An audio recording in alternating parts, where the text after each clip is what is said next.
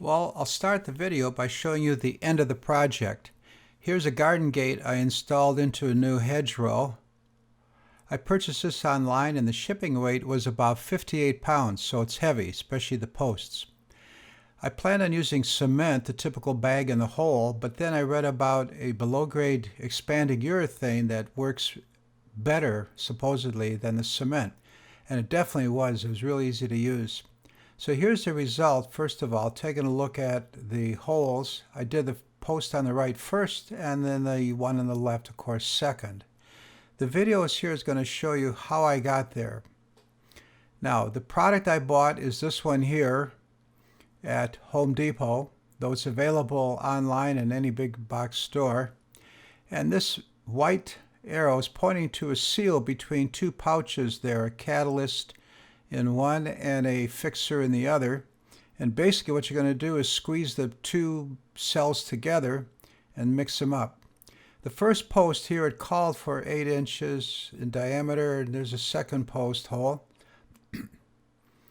I used a manual post hole digger of 6 inches, 36-inch depth hole, although the bag called for an 8-inch diameter, 36.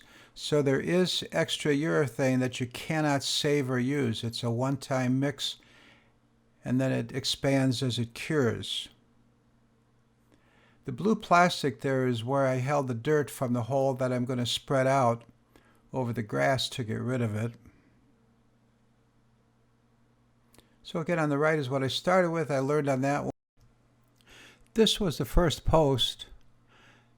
It's not really a steep learning curve. It's just simple. I placed the post in the hole, laid it there at an angle. I did not support it with anything. I mixed the bag up, as you'll see in another video here in a minute. I then poured it into the hole.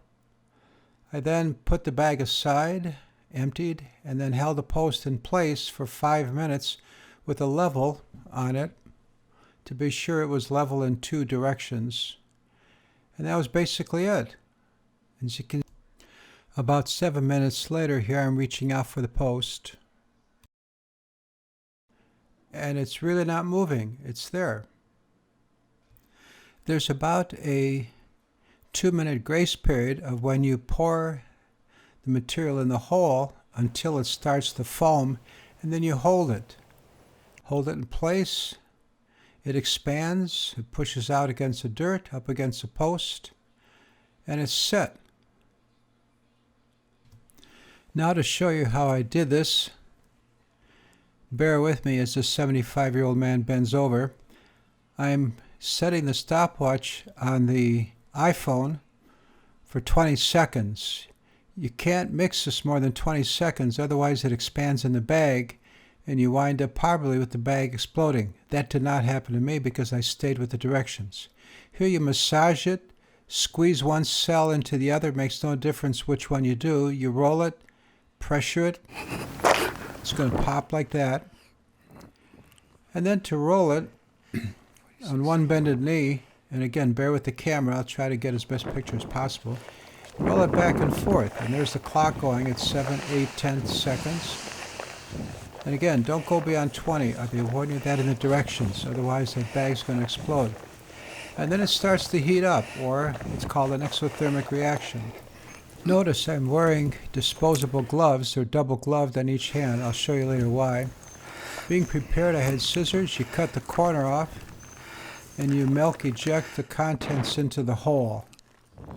And it just kind of flow it in. It'll seek its own level. There I peel off one set of gloves because of the glue that happens. And then because it's mixed, when it's down in the hole, it's going to start expanding, and you'll see that here in the videos it's coming up. See, I can walk away and set the camera, and here it's coming up to the point that you can still set the pole at this point. So I have the level, the vertical levels for 2 directions to be sure it's in place. It starts off kind of a gray, blue-gray, continues up. The white plastic in the foreground is a plastic bag I wrapped around the pole so that, like that right there, when it expands, I pulled off the foam. Some of it was on the blue tape and the plastic bag, and then I just peeled that away, and I had a clean pole after this. I held the pole in position for about 3 minutes after I did the vertical level, and then in 5 minutes I let go, and it's rigid. It's in place.